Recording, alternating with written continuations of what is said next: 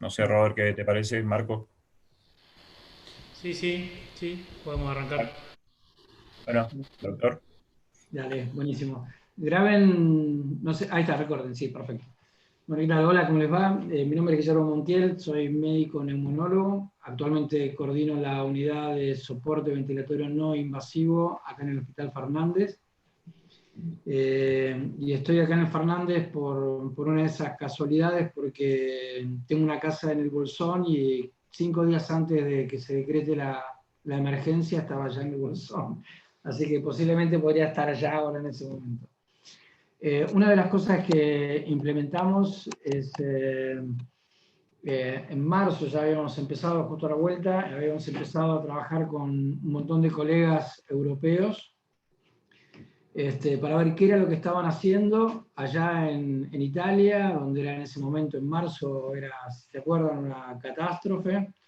Las imágenes que nos llegaban eran tremendas, y también estuvimos hablando con amigos que tenemos en España y en Francia, que justo estaban en la, por así decirlo, la primera ola, en la cresta de la ola, como dicen ellos, de este tipo de tratamiento.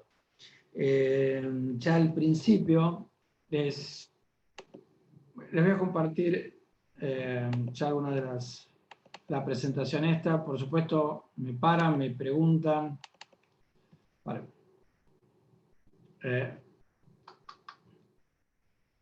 un minuto.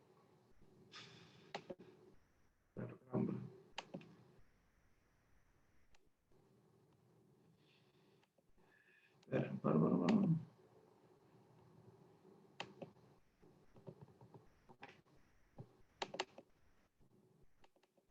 Bueno.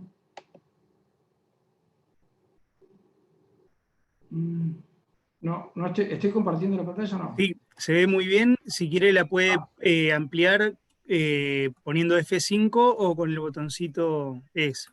Ya estamos viendo soporte ventilatorio no invasivo, ¿están viendo ahí? Exactamente. Listo.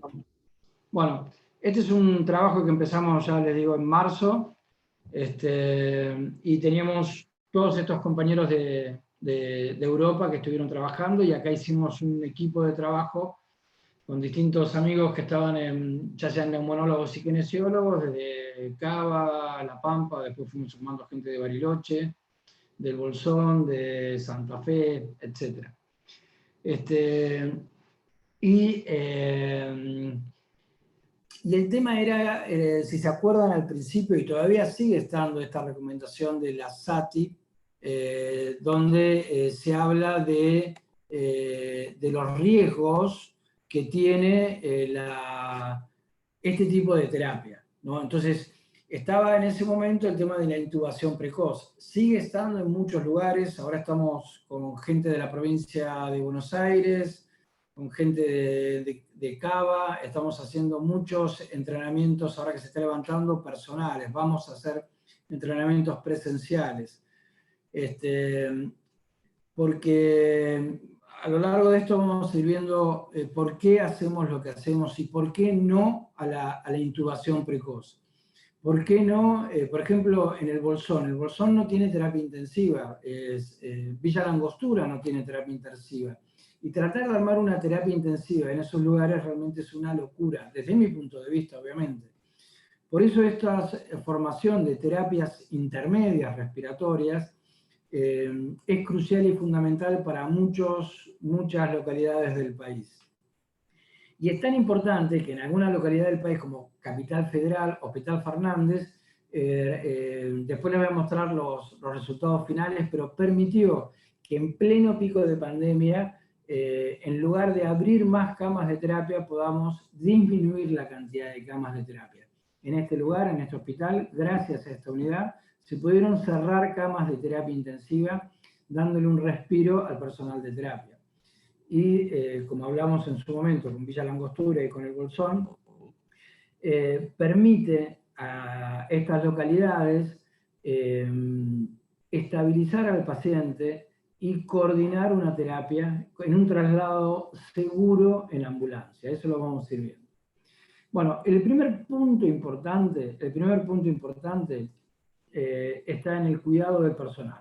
Acá empezamos nosotros y a esta altura del partido ya sabemos bastante bien lo que es el equipo de protección personal nivel 3, el tema de la higiene de manos y cómo debe estar el lugar de trabajo. El equipo básicamente recordar que este es un virus que no es una bala que atraviesa el Kevlar, ni tampoco es un virus que me va a hacer un tackle, o como el virus del Hanta, ¿de acuerdo? Que queda flotando en el ambiente. Este es un virus que se transmite en la gota, y que esta gota tiene una dispersión no mayor de 1,5 metros, 2 metros, si estoy gritando. Así que cada vez que ponemos barreras mecánicas, estamos alejando la posibilidad de dispersar o de que esas partículas no lleguen. ¿Bien? Y como es un virus que va a quedar en las superficies, el tema de la higiene de manos, alcohol, guantes, etcétera, es fundamental. Con respecto a también una discusión inicial que habíamos tenido con la SATI y con la SADI, de que solamente se podían hacer esto en lugares donde tuviera presión negativa, ya pudimos demostrar, y hay amplia literatura de experiencia europea, que en el lugar de trabajo no hace falta la presión negativa, sino que el lugar esté bien ventilado. La segunda unidad de soporte ventilatorio no invasivo, acá en Capital Federal, es en el Hospital Tornú, donde tiene, como antiguo hospital de tuberculosis, tiene ventanales muy amplios y no tienen presión negativa, así que digamos que el lugar donde yo vaya a trabajar, lo único que tiene que tener son buenas ventanas.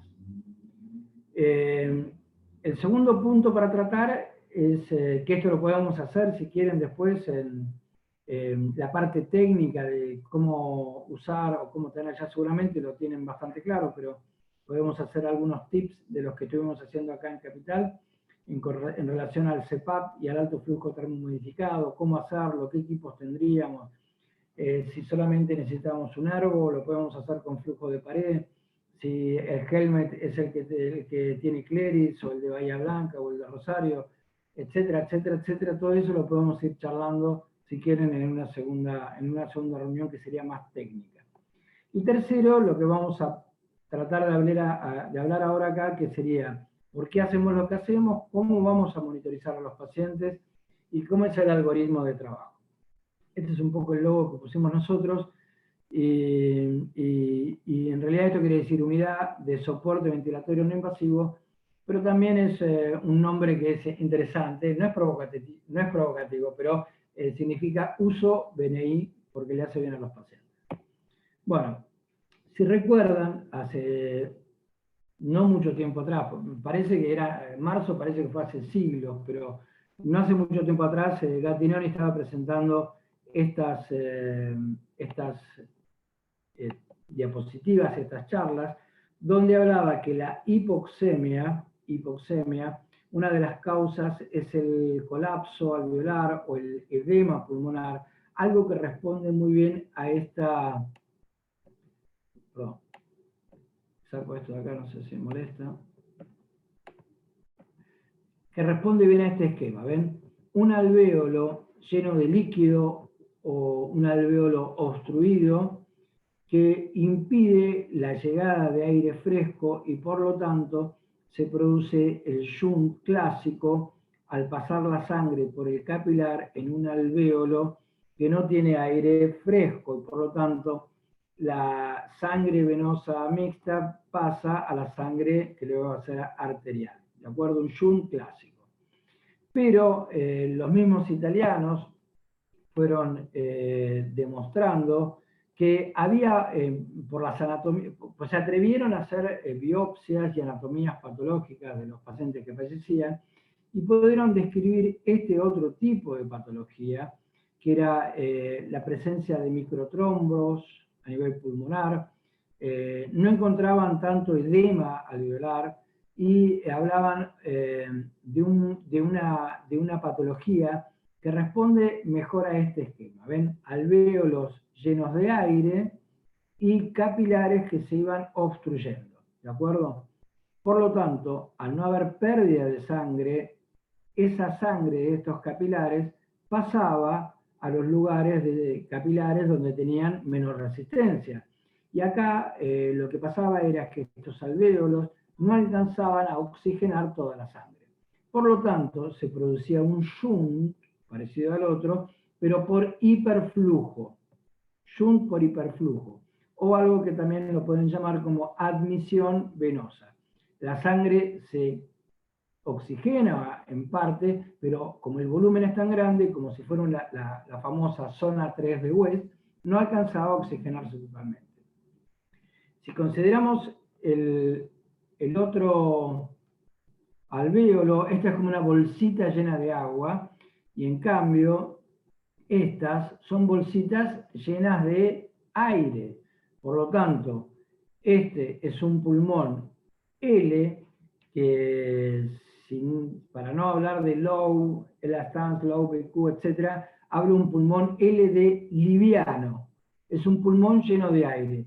Y este otro es un pulmón H, en vez de high, en vez de pensar en la resistencia, la elastancia elevada, etc., hablo de heavy. Yo prefiero hablar de heavy de pesado, como el heavy rock and roll o heavy. Es pesado, este es L liviano, porque este está lleno de aire y este está lleno de líquido.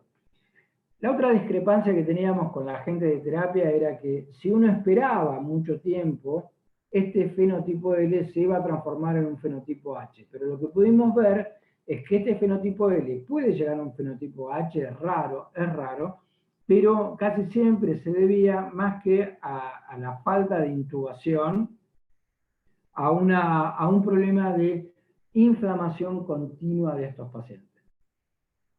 El tratamiento, por lo tanto, de estos dos tipos de fenotipos, como pudimos ver, son absolutamente diferentes en cuanto al soporte ventilatorio, ¿de acuerdo? Pero no hay mucha diferencia en cuanto al tratamiento farmacológico.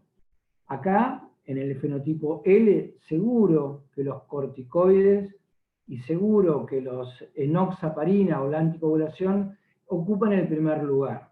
Acá, en cambio, si bien podemos seguir con la enoxaparina y con los corticoides, acá necesito sí o sí asistencia ventilatoria mecánica. Los pacientes de fenotipo L que tuvieron que llegar al respirador, cuando uno le medía la compliance, es decir, cuántos centímetros de agua estoy haciendo para meter tanto volumen, lo que observamos es que teníamos compliance elevada, mayores a 60 mililitros por centímetros de agua. Fíjense, esta es también una diapositiva robada a las charlas de Gattinoni. Acá tenemos dos pacientes que tienen la misma PAFI. La PAFI en realidad me relaciona la PO2 con la PO2 y es una forma para evaluar la eficiencia de la oxigenación, ¿de acuerdo? Entonces, los dos oxigenan mal, pero este pulmón, el B, está lleno de agua, lleno de líquido. Es un pulmón que si yo lo tuviera que pesar, va a pesar porque está lleno de agua.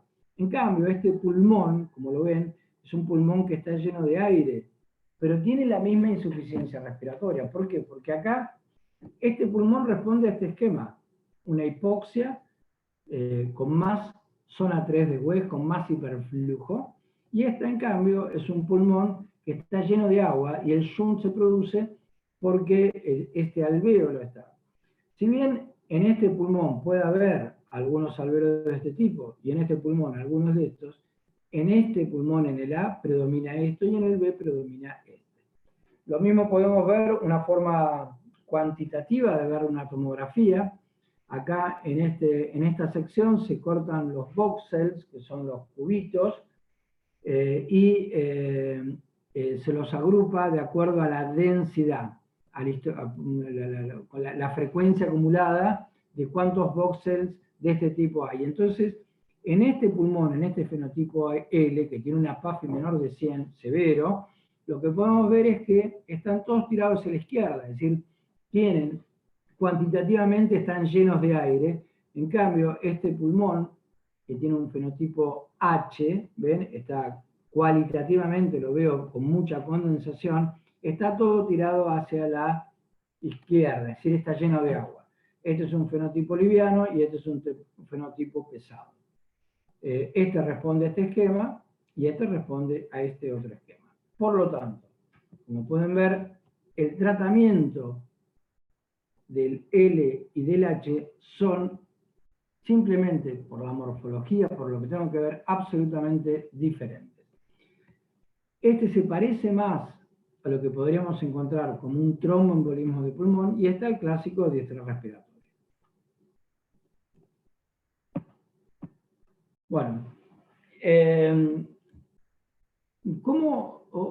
hacemos para controlar la eficiencia del tratamiento que le ponemos? El tratamiento que vamos a utilizar, como vamos a ver más adelante, es o una cánula de alto flujo o un CPAP, utilizando un helmet o una máscara oronasal. El primer monitoreo, este monitoreo que se utiliza desde La Quiaca, en Jujuy, hicieron un excelente trabajo, y estamos ahora trabajando con la gente de Río Gallegos y empezamos a hablar con la gente de Tierra del Fuego también, así que tengo que decir que es un tratamiento que se está utilizando desde La Quiaca a Tierra del Fuego, como si fuera León Gieco, pero de la oxigenación. Lo que tenemos es esto, ¿no? Primero tenemos que hacer un monitoreo de la oxigenación. ¿Por qué?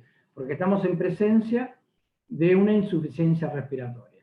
Entonces, la insuficiencia respiratoria, el tratamiento primario es con oxígeno. Y segundo, vamos a monitorizar cómo el centro respiratorio responde a lo que le estamos haciendo. Entonces, el monitoreo más simple de la oxigenación es con un oxímetro de pulso. Oxímetro de pulso a pila, puede estar trabajando en cualquier lugar del país, de acuerdo a esta saturación, vamos a querer que la saturación de estos pacientes sea mayor a 93 y no sea mayor a 96, 97. Es decir, que en ese rango vamos a darle la suficiente cantidad de oxígeno para que llegue a ese rango. Los gases arteriales no son tan importantes en este tipo de patología de insuficiencia respiratoria aguda, y no hace falta estar sacándole gases todo el tiempo. Excepto que el paciente sea un obeso, un neuromuscular, un EPOC, pero si es un paciente con una insuficiencia respiratoria aguda de novo, por COVID, no hace falta tanto monitoreo. Los gases arteriales los sacamos al principio para ver cuál es la PO2 y la PCO2, y durante el tratamiento le sacamos gases arteriales simplemente para saber si el paciente está peor o está hipoventilando. Es decir, los gases arteriales los sacamos solamente no para monitoreo, para control, porque para control tenemos la saturación, sino para ver si tenemos que hacer un cambio de tratamiento. Groseramente, la FiO2 es el modulador directo, positivo, más importante de la presión alveolar de oxígeno. A mayor FiO2, mayor presión alveolar de oxígeno. Y esta presión alveolar es como el manantial del cual se va a nutrir la sangre arterial, ¿no? La presión arterial de oxígeno, o indirectamente, o en forma no invasiva, la saturación. Entonces, si relacionamos de alguna manera la cantidad de oxígeno que del alvéolo pasó a la sangre arterial, vamos a estar pensando o evaluando cómo es la eficiencia de ese pulmón para intercambiar oxígeno, es decir, para que llegue el oxígeno del alvéolo a la sangre capilar. Y ahí tenemos un montón de índices, el A-A, el A sobre A, o las variables más simples, las que utilizan en terapia intensiva, que es la PAFI, que es la presión arterial, pero en vez de hacer el cálculo de cuánto oxígeno hay en el alvéolo, directamente lo divido por la FiO2. O, como hacen los pediatras, aún más simple y en forma no invasiva, la saturación en lugar de la presión arterial de oxígeno, dividido la FiO2 en lugar de la presión alveolar de oxígeno. De esa manera, tengo un índice que es muy simple, que me está hablando de la eficiencia de intercambio de oxígeno. ¿Bien?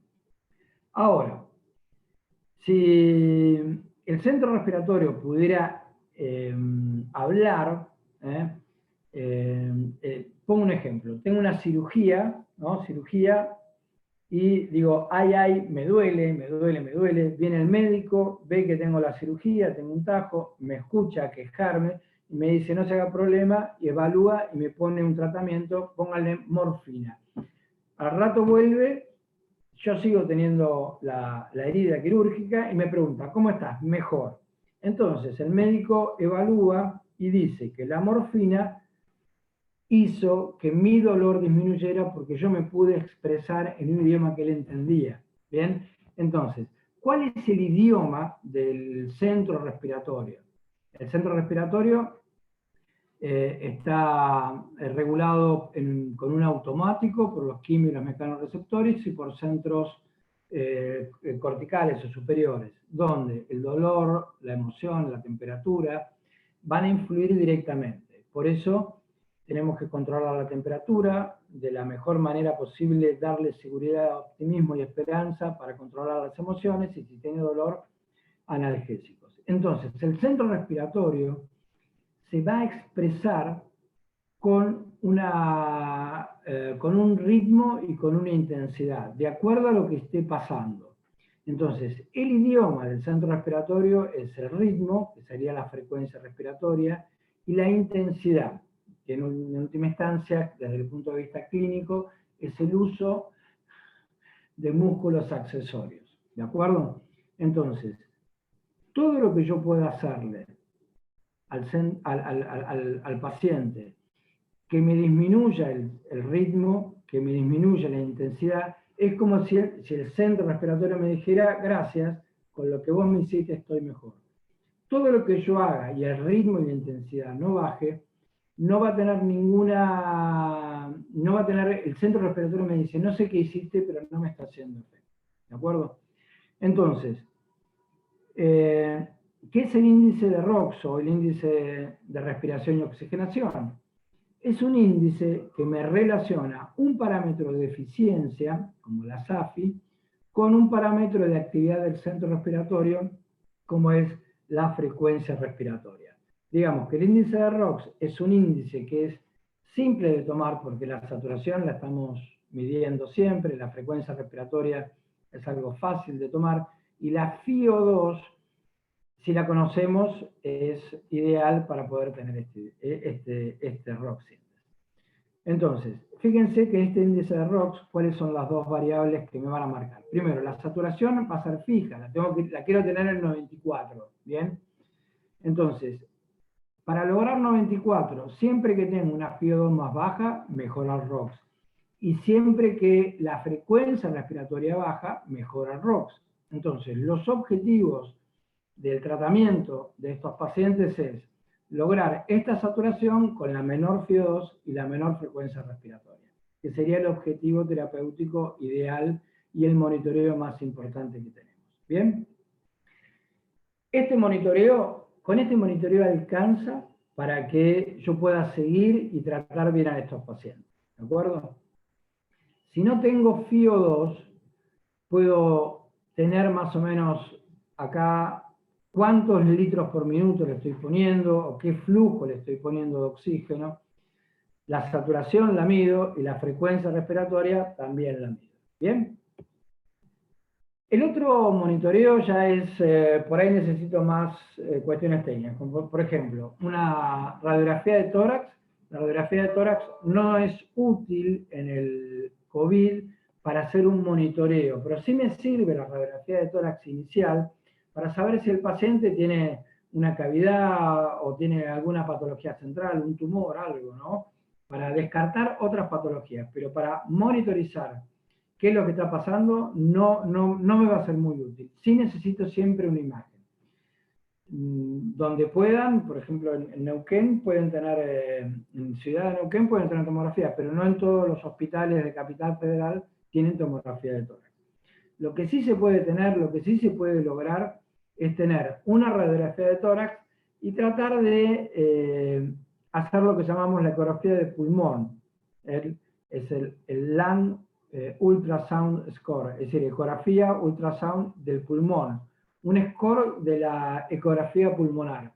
Eso también, si quieren, podemos hacer un curso. Esto lo hicimos en el Bolsón, realmente es muy simple, yo lo pude aprender rápidamente, así que les aseguro que es algo simple de ver y de tener. Los ecógrafos, hay ecógrafos portátiles, chiquitos, baratos, que no es un ecógrafo, y les vuelvo a insistir, uno no hace ecografías como lo hace el ecografista, sino es el ecógrafo utilizado como si fuera una prolongación del estetoscopio y de mi vista.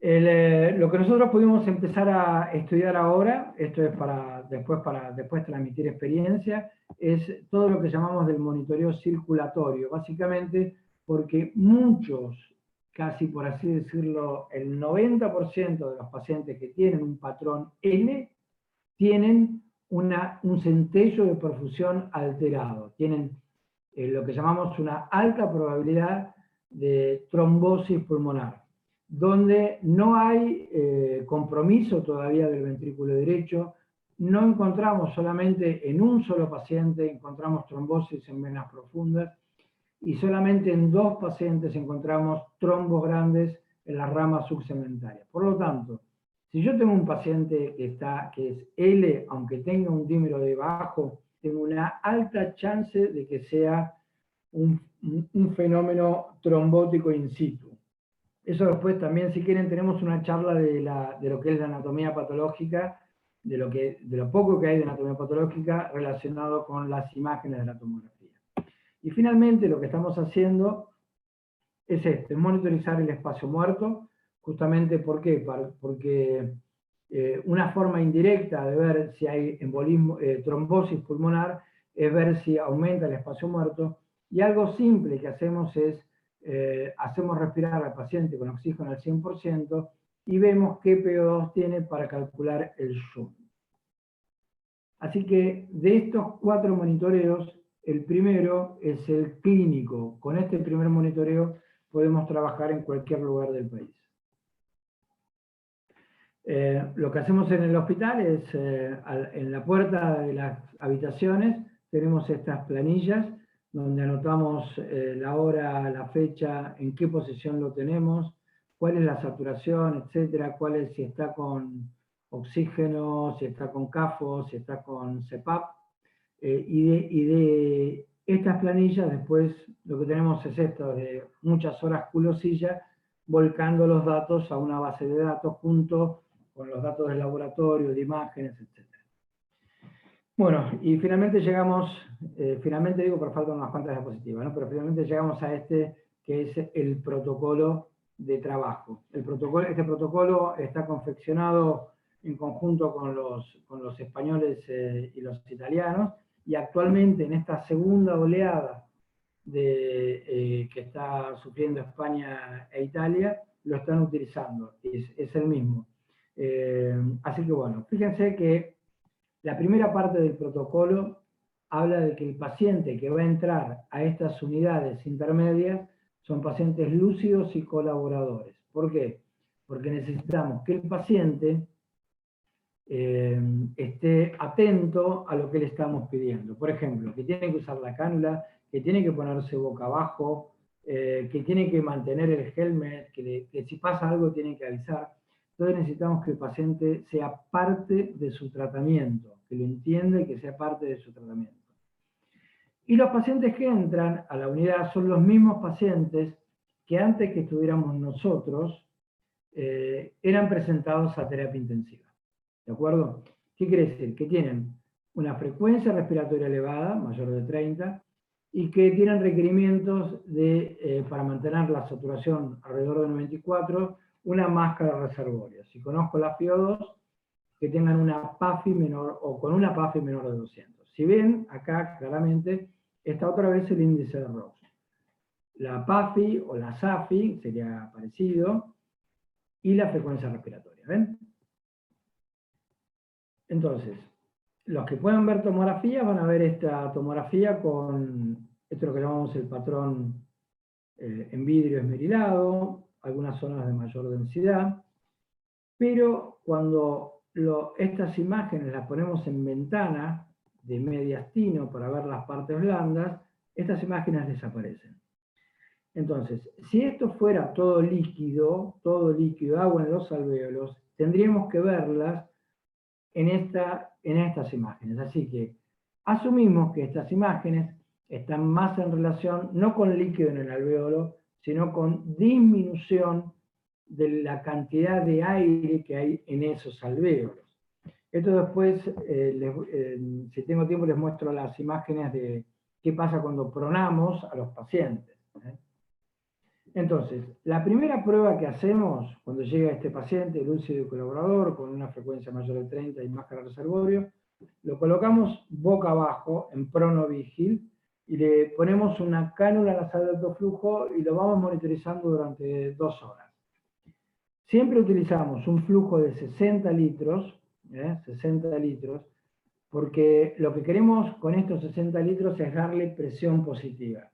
Estos 60 litros, más o menos, con el paciente con boca cerrada, son más o menos unos 5 centímetros de PIC. Un valor bajo, pero a veces suficiente para abrir y estabilizar estos alvéolos que están con menos aire.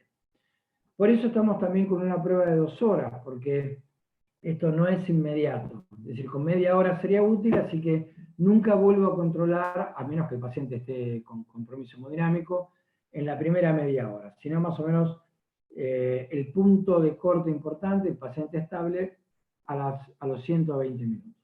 ¿Bien? La FiO2 que ponemos es la necesaria para mantener la saturación en rango de 94 a 96. ¿Qué es lo que pasa con el prono?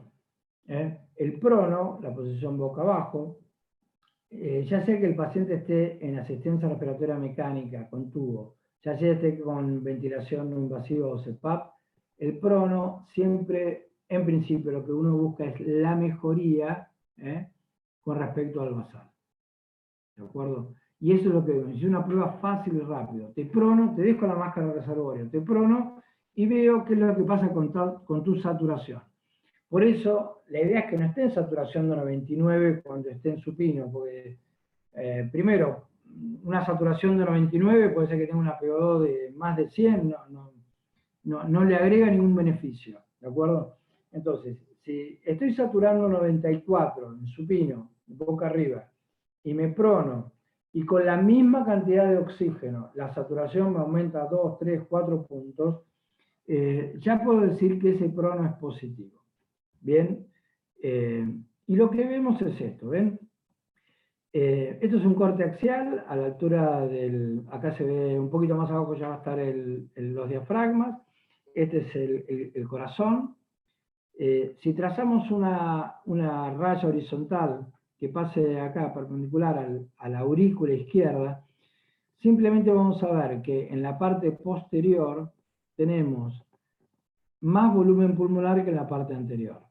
Y que si imagínense que el corazón está flotando en ese pulmón, está haciendo cierto grado de presión sobre este lóbulo inferior izquierdo. Cuando uno lo pone en prono, lo pone boca abajo, rápidamente lo que se va a lograr es que este lóbulo inferior izquierdo se agrande, aumente, y que el lóbulo inferior derecho, también como si fuera ese pulmón, ese modelo de pulmón de esponja, el agua que estaba acá abajo, ahora cuando está arriba pase otra vez.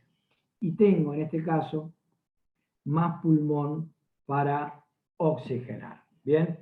Y básicamente este efecto de prono, si bien es un fenotipo H, lo que vamos a ver que ya simplemente estamos reclutando pulmón. En este esquemita se va a ver un poquito mejor. Estos circulitos son alvéolos. Fíjense que en el lóbulo inferior izquierdo estos alvéolos están completamente cerrados, ya sea por el peso del corazón, ya sea por el peso de las vísceras abdominales.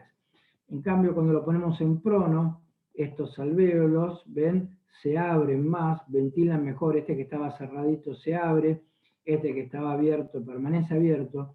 El corazón deja de ejercer presión y estos alvéolos del lóbulo inferior izquierdo se abren y dejo de tener ese efecto de abdominal que me tendía a cerrar.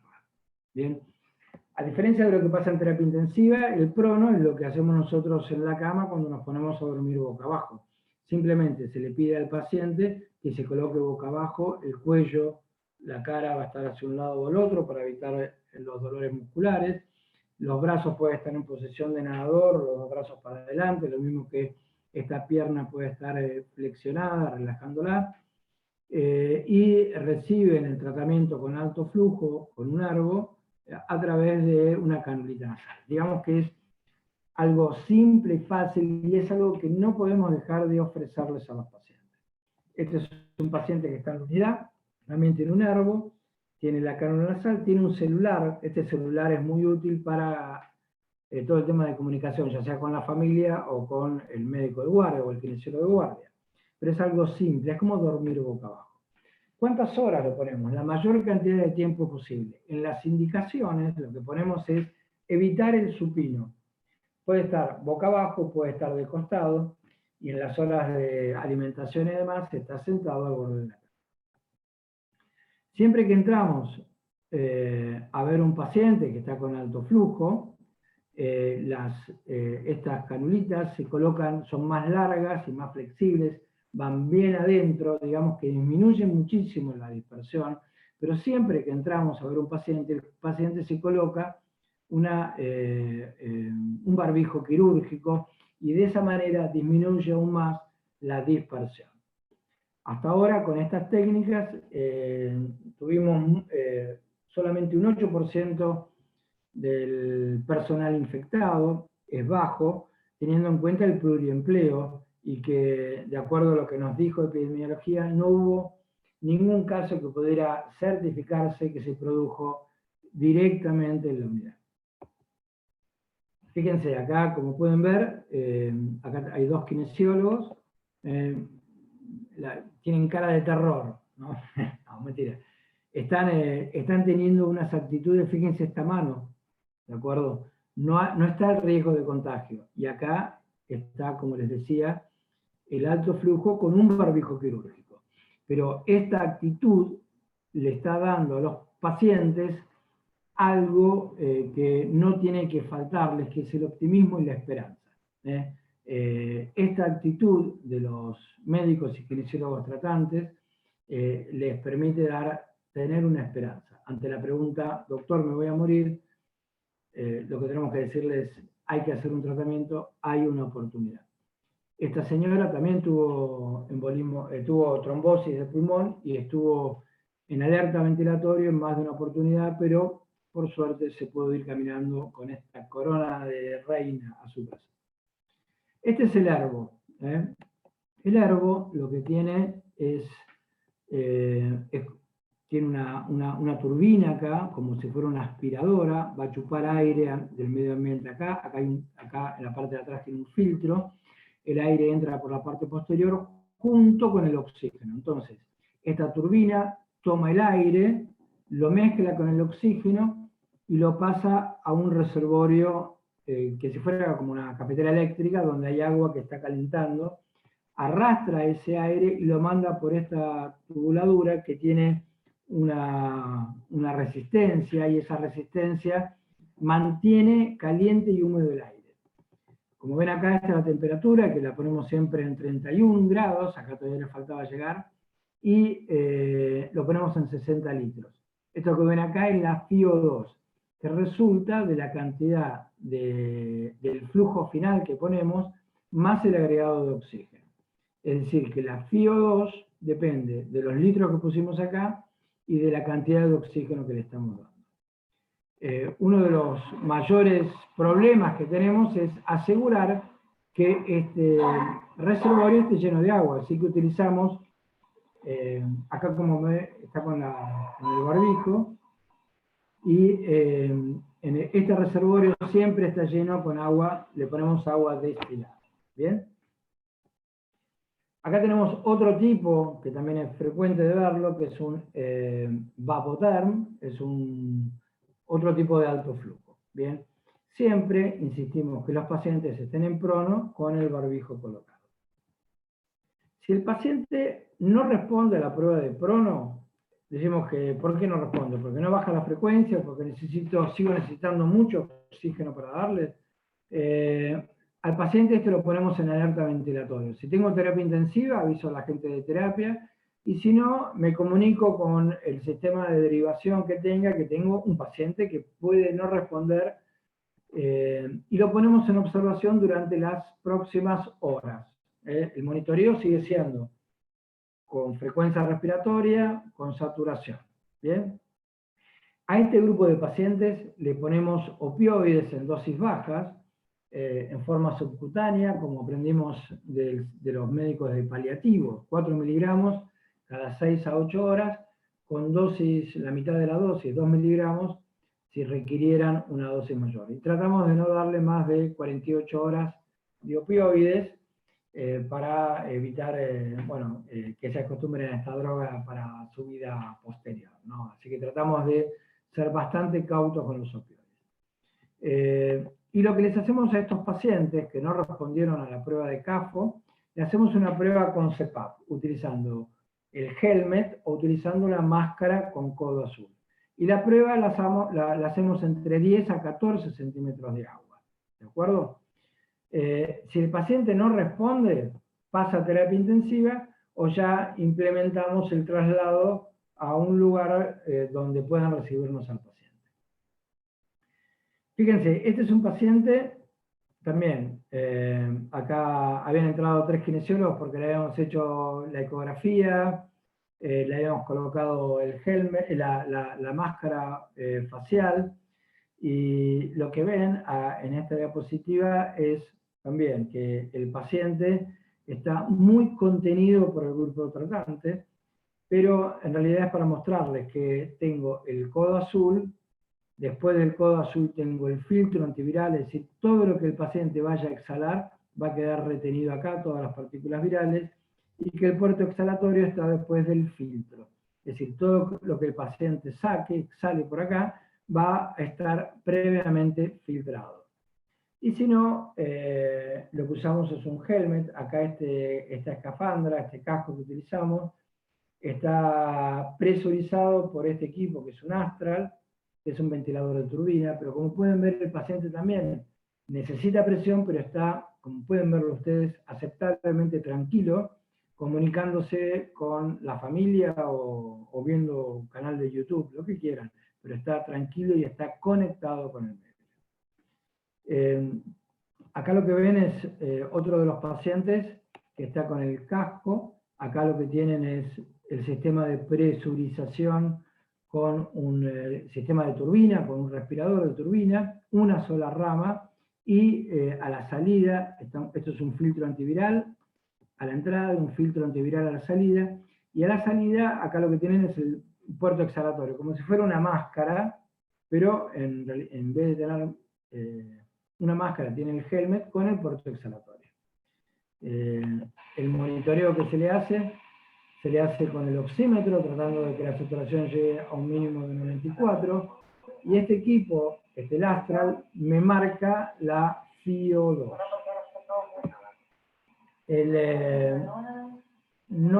Por más que usen el helmet, insistimos que los pacientes estén en prono, ¿de acuerdo? De esa manera, las partes posteriores, que son las más comprometidas, se ventilan mucho mejor. Fíjense que los pacientes que están con casco o con CPAP tienen el CPAP acá el respirador para inflar el helmet y darle presión, pero al lado tienen el sistema de alto flujo. ¿Qué quiere decir? Que no usamos un helmet 24 horas seguidas, sino que usamos el CPAP durante periodos cortos, 4 horas, descansa 2, come, se higieniza, hace sus necesidades, otra vez 4 horas, 2 horas de CAFO, 4 horas, 2 horas de CAFO, etc. Este paciente fue uno de los pacientes que más tiempo estuvo con el helmet y estuvo 16 horas por día durante algunos días. Tuvo 3 alertas ventilatorios, pero nunca, por suerte, pasó a terapia. Cuando a los pacientes los ponemos en pronovigil, lo que hacemos, fíjense, el paciente está presurizado, está con el puerto exhalatorio, y lo que le ponemos es una almohadilla, en que en realidad esto es un pañal o un apósito, para que la cara no esté pegada con el vinilo. ¿Ven? El sistema de presurización que utilizamos nosotros son estos respiradores de turbina, pero se pueden utilizar tranquilamente aire y oxígeno de la pared. ¿Bien? Si el paciente responde, lo que hacemos es continuar con el tratamiento de CPAP alternando con el alto flujo. Y decimos que respondió porque disminuyó la frecuencia o mejoró o tengo una saturación muy buena con menor FiO2. Para ir sacándole el CPAP, lo que hacemos es vamos disminuyendo la FiO2 primero, manteniendo el objetivo de saturación, y cuando llegamos a una saturación menor a 30, una FiO2 menor a 30, ahí empezamos a bajar el nivel de presión y a alargar los periodos sin CPAP. Y para el destete del alto flujo, lo mismo. Primero bajamos la FiO2, y cuando la FiO2 es menor de 30, empezamos a disminuir el flujo, que es el que me da la presión. Es decir, en términos generales, lo primero que disminuimos es el oxígeno, y una vez que llegamos a un punto menor de 30 de FiO2, empezamos a buscar los niveles de presión que me mantienen inflado el pulmón. Si volvemos acá al inicio y vemos que el paciente responde a la prueba de CAFO, en la prueba de CAFO solo tenemos cerca del 55% de los pacientes, y en este grupo que responde es el grupo de pacientes que menos pasaron a terapia intensiva, porque son respondedores rápidos y, por así decirlo, menos severos. Si responde, lo que hacemos es, vamos alargando el monitoreo, siempre evitando el supino y manteniendo el alto flujo y evitando el supino, manteniendo el prono y el decúbito lateral. Para hacer el destete del alto flujo, lo mismo que el anterior. Bajamos primero la FiO2 y finalmente el flujo. Finalmente, recordar que hay pacientes obesos que pueden no tener tanto compromiso de pulmón, pero que tienen, por su obesidad, apneas obstructivas o un pulmón muy desinflado, que necesita hacer pruebas con CPAP en forma periódica, para mantener inflado ese pulmón. ¿Bien? Así que, en términos generales, este sería el protocolo de tratamiento que tenemos. Es simple, se basa en el monitoreo de la frecuencia respiratoria y de la saturación, y de acuerdo a ese índice de ROX, la vía que va a estar solamente con alto flujo, o la vía que va a estar con CPAP y con alto flujo. Las radiografías que tenemos son todas estas, las tomografías, pero fíjense que si bien acá hay zonas de mayor densidad o de crazy paving, como pueden verse, cuando las pasamos a la ventana de mediastino, desaparecen, mostrando que estas son pulmones que tienen mayor compromiso vascular que alveolar. Este es el paciente que les decía antes, que estuvo antes, y que, como ven, se va a la casa sin oxígeno, se va caminando. Perdió mucho peso, pero bueno. Vine muy mal. Y llegué acá, la atención excelente, en todo sentido. Bueno, básicamente es para mostrarles que la mayoría de los pacientes, nosotros hasta el día de la fecha vimos 110 pacientes, casi 107 pacientes. De esos 100 pacientes, por así decirlo, para un número redondo, de esos 100 pacientes, 26 pasaron a terapia. El resto, 74 pacientes, se fueron a la casa. ¿De acuerdo? Entonces, si no hubiera estado esta unidad de soporte ventilatorio no invasivo, 100 pacientes hubieran pasado a terapia intensiva. El promedio de internación en nuestra sala es de 6 días, 7 días, una semana. El promedio de internación en la terapia se acerca a las 3 semanas. ¿De acuerdo? Entonces, desde el punto de vista del personal, el personal que trabaja en nuestra sala, con un rápido entrenamiento ya puede empezar a trabajar y atender a los pacientes de una manera exitosa y simple. No ocurre lo mismo si tenemos que entrenar a terapistas, que requieren años para estar efectivos. Y este es el otro tema de los helmets. Lo usamos mucho para traslado dentro del hospital, pero también es un buen sistema para pensar en traslados entre interhospitales o, por ejemplo, de Angostura a San Martín o del Bolsón a Bariloche, ¿de acuerdo? Porque tengo un sistema que es totalmente bioseguro, el paciente no está aerosolizado, está metido y respirando en esta burbuja, y todo el aire que entra y sale está filtrado. Acá lo que tenemos es un sistema que va a presurizar, que es un Astral, pero si no tengo el Astral lo puedo estar presurizando con un Venturi, con oxígeno. El paciente está digno, está... ¿ven? El oxígeno va al costado y se coloca el respirador. Bueno, finalmente, recordar que la elección de tipo de soporte, ya sea intubación o con soporte no invasivo, con CAFO o con CPAP, tiene que estar relacionado sí o sí con la fisiopatología que me estoy enfrentando. Y la fisiopatología grosera es, ¿tengo un pulmón L o tengo un pulmón H? Y el pulmón L es fácil de ver simplemente con la radiografía y con la respuesta al prono. Siempre tengo que estar con equipo de protección nivel 3, ¿de acuerdo? Siempre. Y el tipo de soporte, el monitoreo, el pronóstico que vamos a tener con estos pacientes va a estar relacionado con la actividad del centro respiratorio. Es raro que no pueda oxigenar bien a un paciente. Le voy poniendo más oxígeno, le voy poniendo más presión, y el paciente va a ir respondiendo a este tratamiento de oxígeno hiperbárico. Pero lo que yo tengo que ver como fallo del tratamiento es cuando la frecuencia respiratoria persiste alta o aparece tiraje o uso de músculos accesorios. ¿Bien? Y finalmente es esto. Lo voy a poder utilizar en la medida que esté seguro, que me anime a utilizarlo, que crea en lo que estoy haciendo, que tenga la posibilidad de tener derivación o que tenga charlado los protocolos. Ahora se va a abrir la temporada veraniega y mucha gente va a estar visitando a esa hermosa provincia.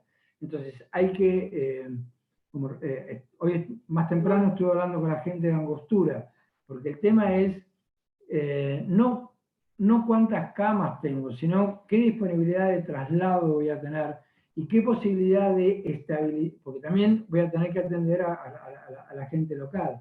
Entonces, ¿qué posibilidad de tratamiento voy a tener a estas personas? No es un tratamiento complejo, no es un tratamiento que requiera mucha tecnología tampoco, es un tratamiento seguro, es un tratamiento en el cual, como siempre decimos, dejamos abiertos los canales para cualquier tipo de consulta que se puedan hacer. ¿De acuerdo? Por otro lado, este es el ambiente que tenemos entre los kinesiólogos y los médicos de trabajo, y este es el ambiente que transmitimos a los pacientes, y cada vez que un paciente se va de alta, realmente nos emocionamos tanto nosotros que tenemos una retroalimentación muy positiva. ¿De acuerdo? Cualquier cosa también les dejo el mail por si quieren comunicarse. Y bueno, esta sería la primera parte de lo que les hablaba recién, que es la parte de por qué hacemos lo que hacemos y cómo monitorizamos, y de acuerdo a esto, cómo podemos organizarnos en nuestros lugares de trabajo. Bueno, si quieren preguntar, si quieren hacer comentarios. ¿Marco? Sí, bueno, antes que nada, millones de gracias por la disertación, por el tiempo y por ahí algunas dudas puntuales.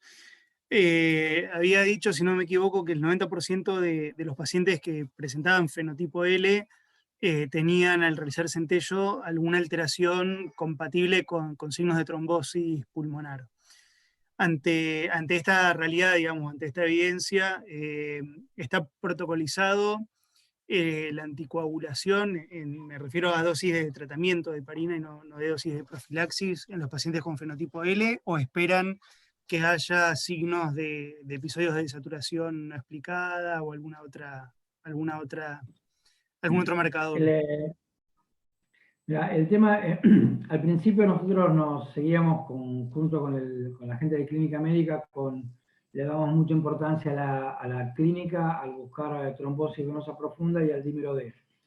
Y realmente no encontrábamos nada, de repente teníamos pacientes que se estabilizaban y que empeoraban un poquito con la desaturación, pero no sabíamos por qué era y que decíamos, bueno, es todo COVID y demás, y por ahí tenían 4.000, 5.000 de dímero D y decíamos, estará trombosado, es decir, y a diferencia de lo que pasa con una neumonía o un neumotórax o un derrame pleural, estos fenómenos trombóticos no se ven en estos estudios. Así que lo primero que hicimos fue, dijimos, vamos a buscar con una angiotomografía con protocolo para TEP. Y ante nuestra sorpresa, no aparecía nada. Y decíamos, bueno, no tiene trombos, claro. Después pasó un tiempo y dijimos, no tiene trombos grandes. Porque, ¿qué pasó? En el mismo recorrido empezamos a ver a los pacientes post-COVID en el servicio de neumo. Y como no le íbamos a estar haciendo tomografía, quizás un poco de azar, puede ser, a los pacientes se les hacía centello de perfusión. Y entonces, con ese centello de perfusión empezamos a ver, wow, que de 20 pacientes que sospechábamos, 15 tenían defecto de perfusión, y eran pacientes que no habían estado en terapia, no habían estado en la unidad intermedia nuestra, eran pacientes que habían tenido una canulita de oxígeno y se habían ido a la casa. Pero persistían disneicos o taquicárdicos, y cuando le hacíamos un test de caminata, desaturaban. Entonces decíamos, ¿dónde miércoles está esto, no? Y empezamos a hacer centellos de perfusión y empezaron a aparecer las trombosis pequeñas, periféricas, múltiples.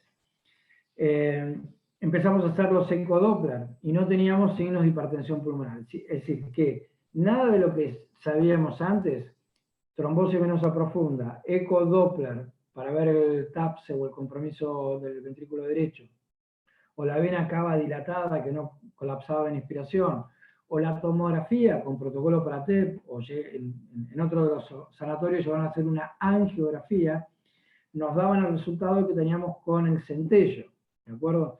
Entonces, nuestro gol estándar pasó a ser hacerle centello para todos, pero hacerle centello a todos los pacientes era una locura, así que seleccionábamos pacientes que tenían un end-tidal bajo, un end-tidal de CO2 bajo, para una PCO2 determinada. Y ahí empezamos a ver que cada vez más deseamos hacer un centello y era positivo. Hoy hicimos un centello, un paciente que tenía un dímero D bajo, pero tenía las mismas características que estábamos hablando. Y por supuesto, cuando fuimos a centello le dijimos que el dímero D estaba en 1000.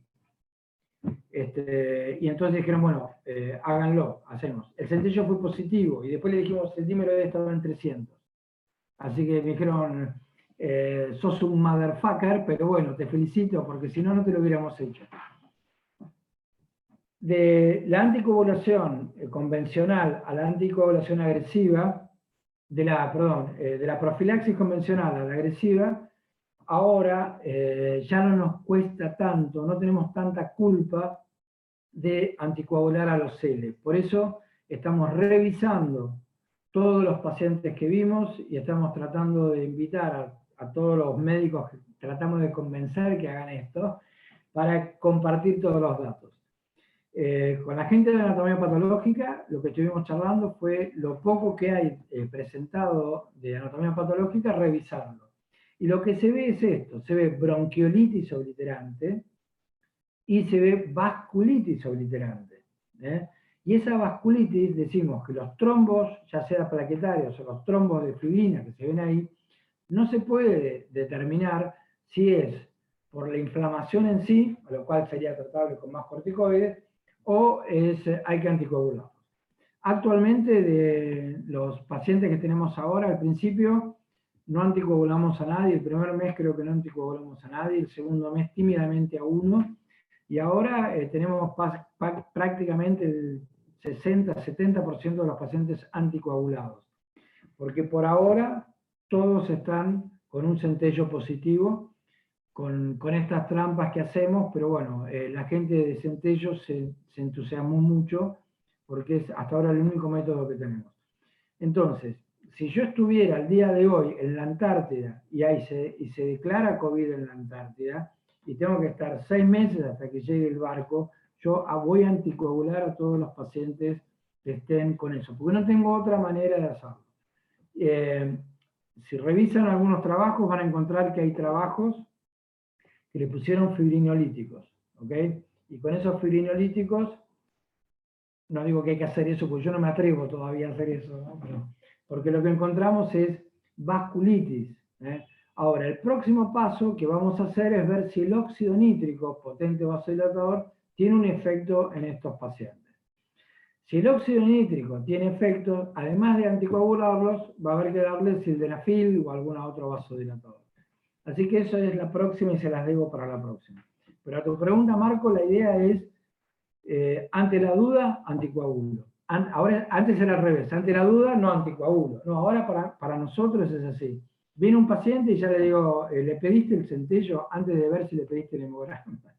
Así que creo que lo que estamos buscando acá es tratar de tener alguna experiencia, alguna evidencia para poder decir, enoxaparina, 0,8 mililitros cada 12 horas, durante X cantidad de días, sacar después una vez que esté en rango de anticoagulación, pasarlo a anticoagulantes orales.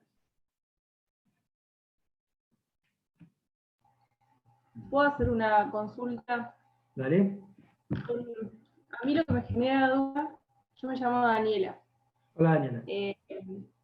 Me genera duda con respecto a, bueno, un poco de con respecto a la pregunta que hizo Marco, y esta trombosis intrapulmonar se comportaría como, casi es como la patología de la hipertensión pulmonar primaria, digamos.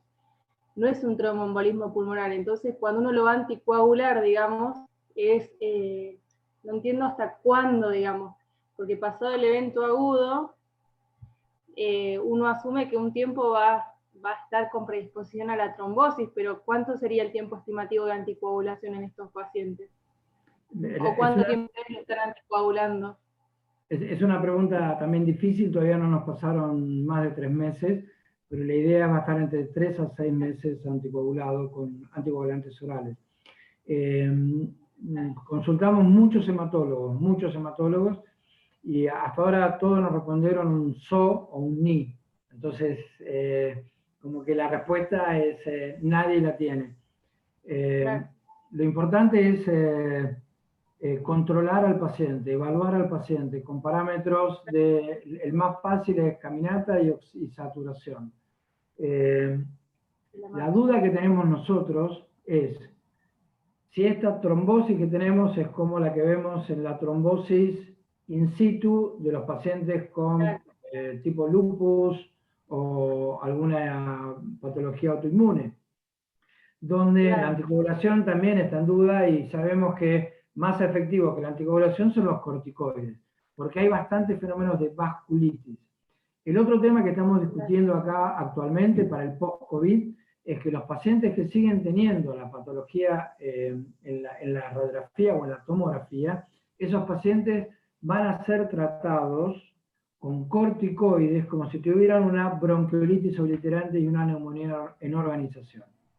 Es decir, que si puedo hacerles una biopsia, les hago una biopsia, ya sea una criobiopsia o una biopsia con videotoracoscopía. Y si no puedo, lo voy a tratar durante un mes, 4 a 6 semanas, con una dosis de 0,8 más o menos miligramos de deltisona, ajustada al peso ideal, como si fuera una bronquiolitis obliterante. Porque la otra cosa que se ve en las anatomías patológicas es justamente eso, trombo de fibrina en los bronquios, intersticio, no fibrosis pulmonar, pero sí este tipo de patología intersticial relacionada con la neumonía en la organización. Claro. No te respondí, pero bueno, no te respondí porque estamos todavía caminando. Pero sí. Dale. Gracias.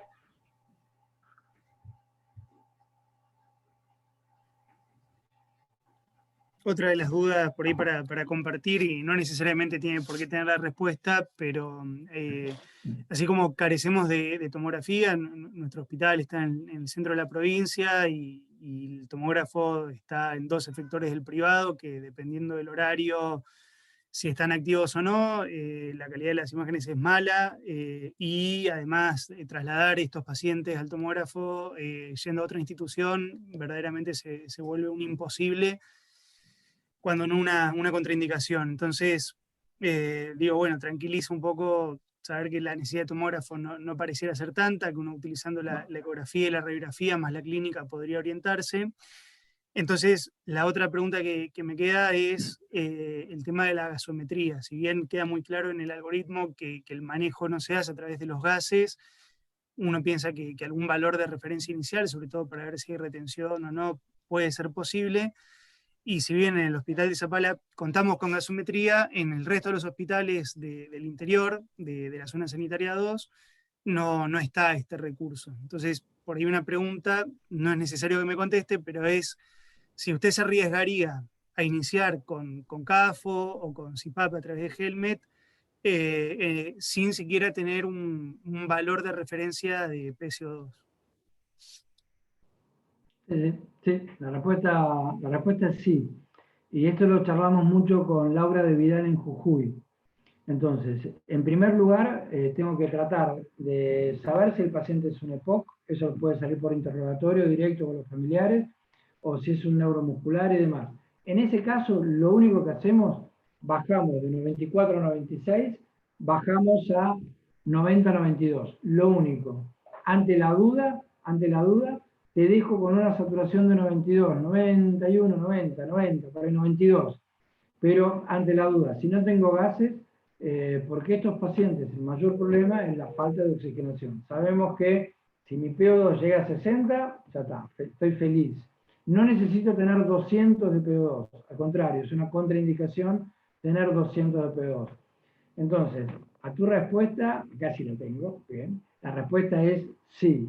Empezamos, aunque no tenga gases arteriales. El saturómetro se consigue y son baratos, se consiguen por todos lados. Se pueden tomar prestado de cualquier lugar, ¿de acuerdo? Y eso sí es posible hacerlo.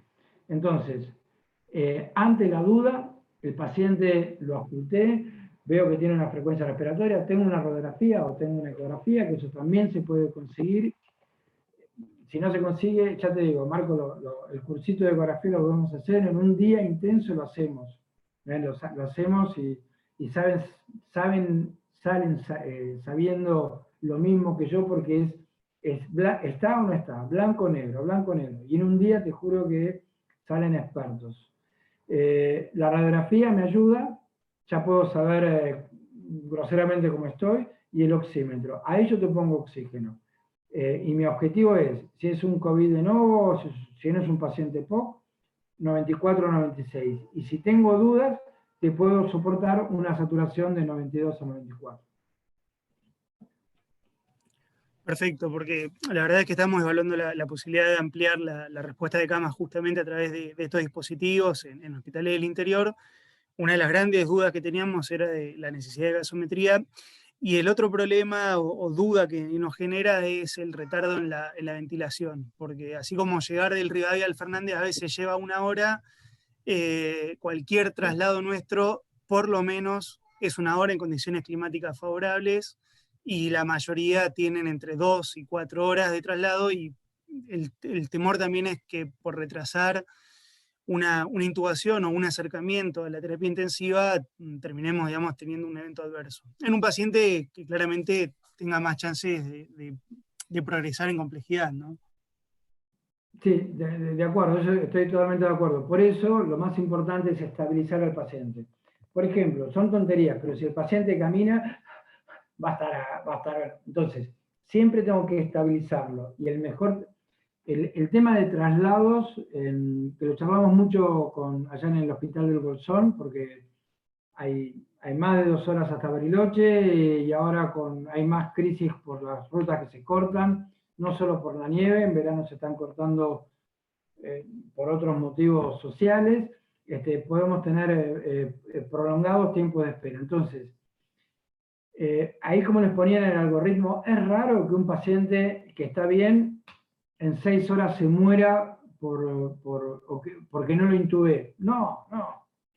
El paciente se va a morir si no le dimos el oxígeno necesario, si no le dimos la morfina necesaria.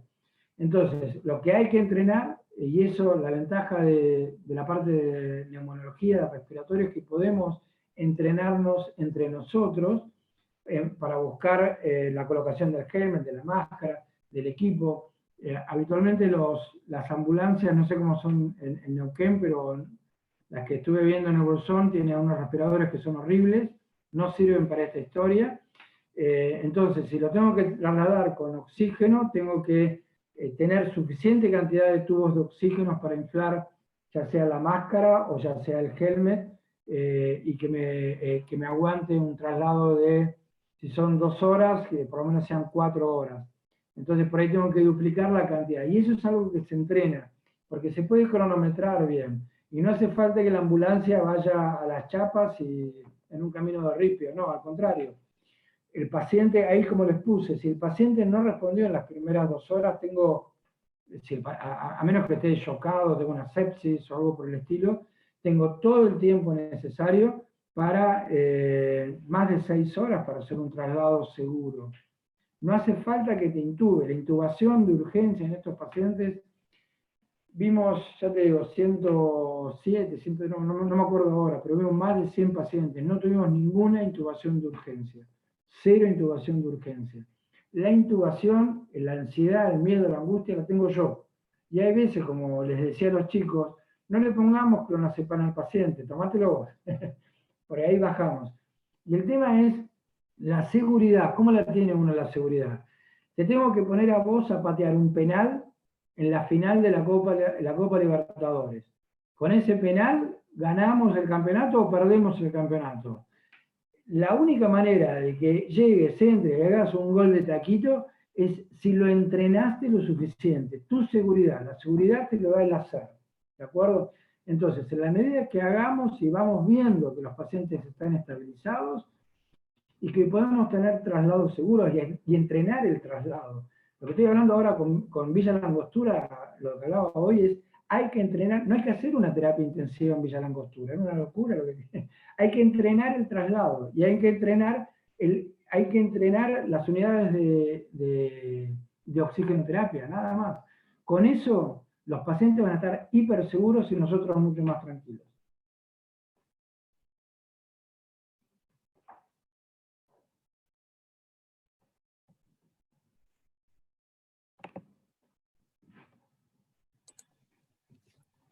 ¿Alguna otra pregunta? Sí, ¿Dudas? acá lo que me ponen es que sí, que los cicladores no son recomendables para hacer esta terapia no invasiva.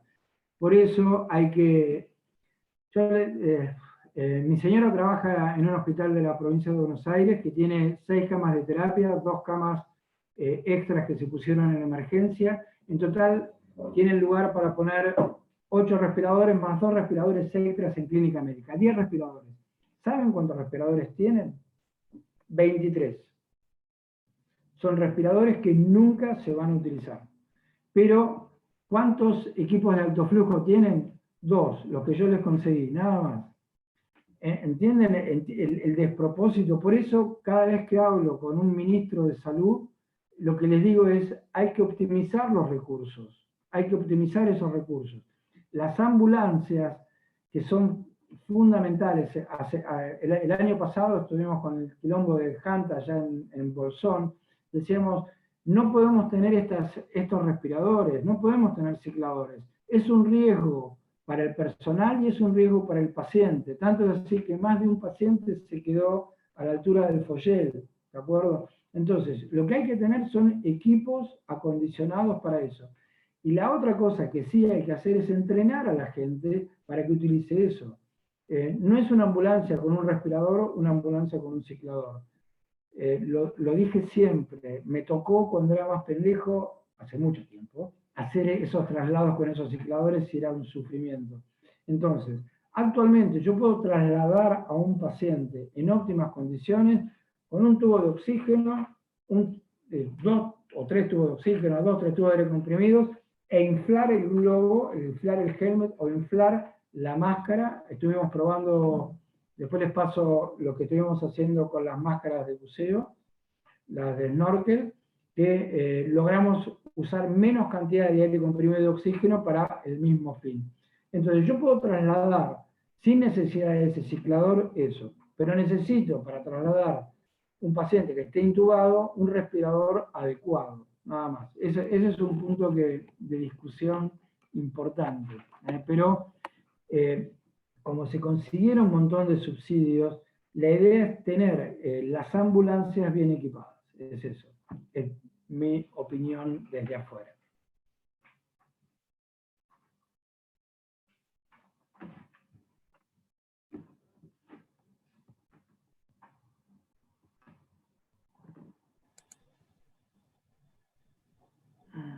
¿Alguna otra pregunta o duda?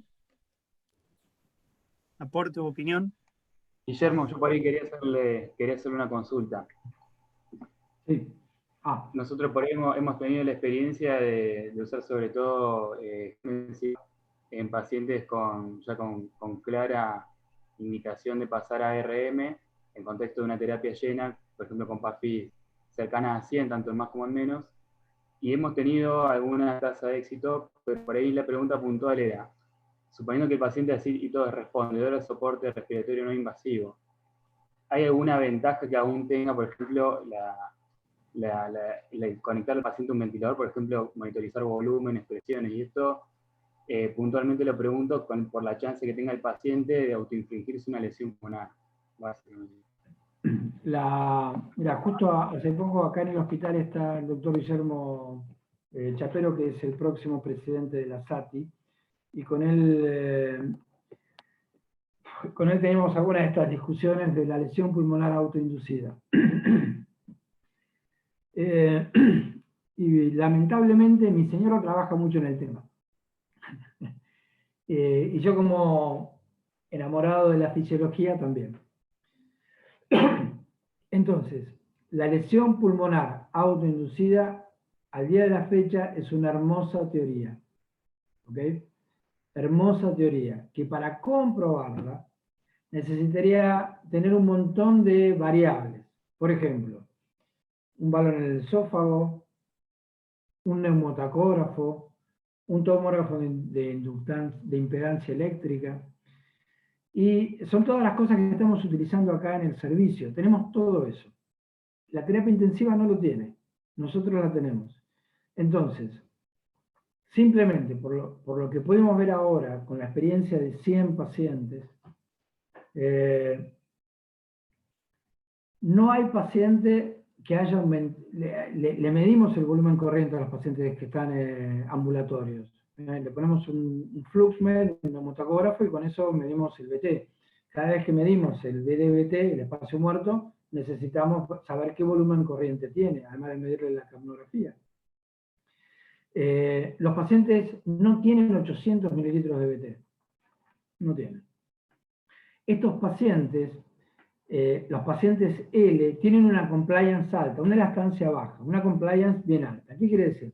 Los pacientes, tuvimos que intubar a algunos pacientes añosos porque se desorientaban y se arrancaban todo, es decir, dejaban de ser colaboradores. Cuando los intubábamos y los ventilábamos, le medíamos la compliance y algunos tenían 60, otros tenían 67, otros 55. ¿Qué quiere decir eso?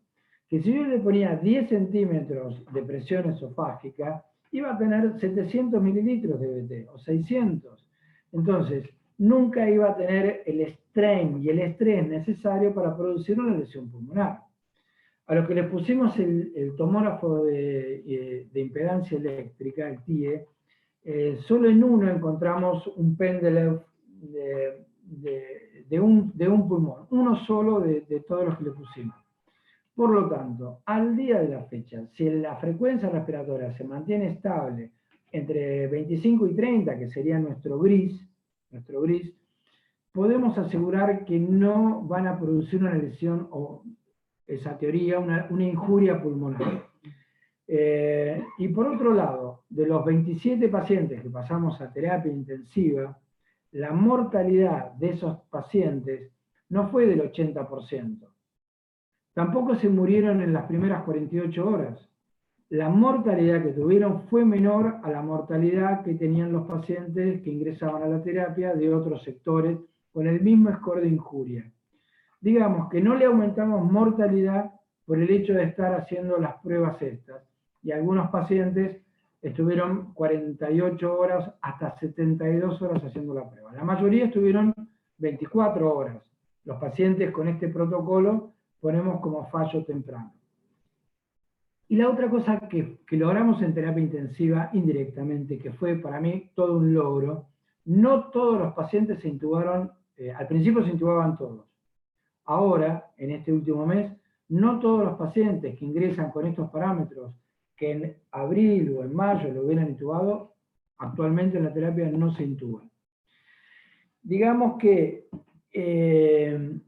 esta forma de trabajo también contagió un poquito a los terapistas, aunque por ahí les va a costar reconocer, y al día de la fecha, no todos los pacientes son intubados.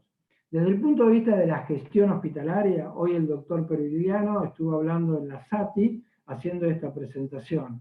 Y lo que mostró que es un impacto, fue estas cosas que les decía. Mientras en la pandemia los hospitales seguían aumentando la cantidad de camas de terapia intensiva, en el Fernández las camas de terapia intensiva se cerraban.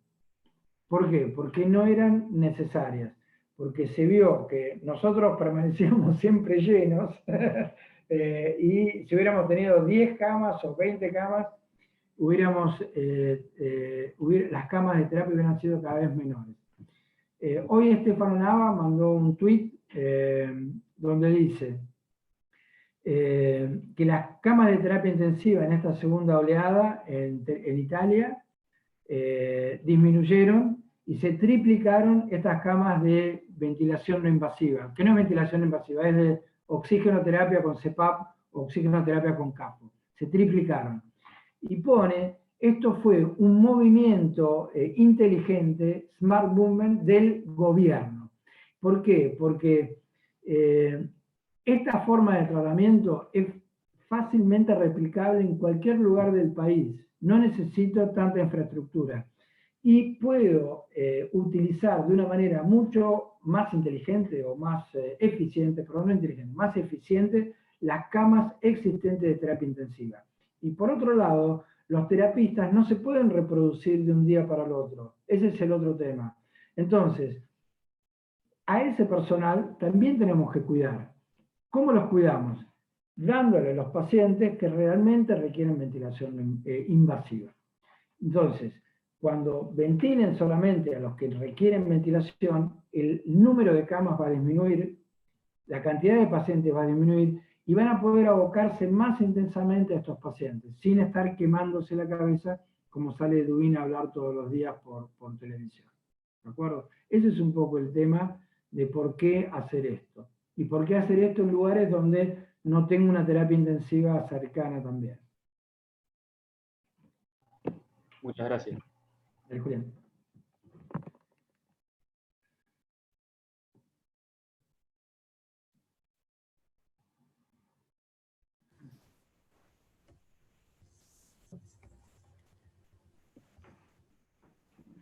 ¿Una otra pregunta? ¿No? Robert. Agradecer simplemente al doctor por la predisposición una vez más. Saludo de Norma Villares, compañera nuestra, que hizo el contacto. Y bueno, todo el plantel de Pegüeña estuvo atento a su disertación y le agradecemos mucho por su predisposición. Bueno, vale. Bueno, Marco, chicos, si quieren hacer cualquier otra charla o algún otro entrenamiento en la parte técnica, que cómo lo estamos haciendo, cómo se pueden resolver el tema de generar el alto flujo, la humidificación. En Bahía Blanca desarrollaron un termohumidificador por el valor de 20.000 pesos, desarrollaron un casco por el valor de 25.000 pesos. Digamos que hay mucha gente que está trabajando en pos de hacer esta cuestión. Estamos por recibir de Italia un equipo generador de flujo y estamos trabajando ahora con todos los sistemas de Venturi como para poder con bajo costo poder llegar a que se pueda hacer en cualquier lugar. ¿De acuerdo? Bueno, de nuestra parte agradecerle al Centro de Salud, a Norma, que hizo el contacto, y me parece interesante por ahí en algún momento coordinar algo con el plantel del Hospital Zapala, así que seguramente lo vamos a estar molestando porque me parece que es mucho más útil para ellos, sobre todo en esta etapa justamente. Bueno, dale, Hola, dale. puede venir. Dale, buenísimo, buenísimo. Va a ser un placer. Neuquén es una... Tengo muchos amigos allá y es un placer poder estar devolviendo parte de todas las cosas que fui aprendiendo en el camino. Y cuando pueda ir para allá, prepárense que ya un corderito o algo voy comiendo. ¿Ok? Muchas gracias. Bueno, hasta luego, chicos.